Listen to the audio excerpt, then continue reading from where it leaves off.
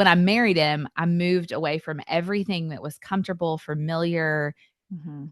for me in every domain of my life, my church family, my friends, my family.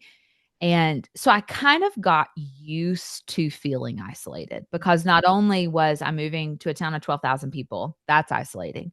Not only was I all of a sudden a pastor's wife and a lead pastor's wife, that's isolating. Mhm. But we got married about 10 months before COVID.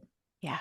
So very, very quickly into not only marriage, not only a move, not only becoming a pastor's wife, we walked into a global pandemic. And so Mhm. for many, many years, that was just kind of my reality, and so I had to work really hard to pursue community. And I just kind of settled for the fact that, like, well, I'm always going to live far away from people who do what I do because there aren't any of us in Southern Mississippi. And so if I'm going to have community, I have to go to conferences. I have to Marco Polo, long distance friends and all. So I like Yeah. had the right things built around me. But I actually found myself at a conference several years ago, went to a podcasting conference.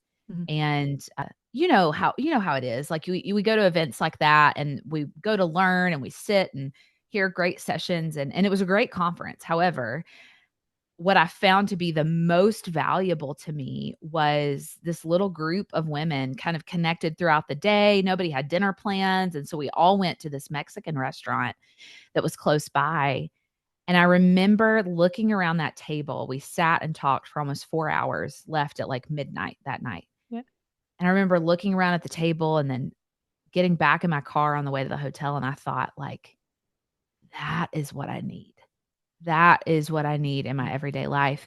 And we actually, many of them we're still really close. And God just had us all in the same room at the same time for a purpose, which was so Yeah. sweet.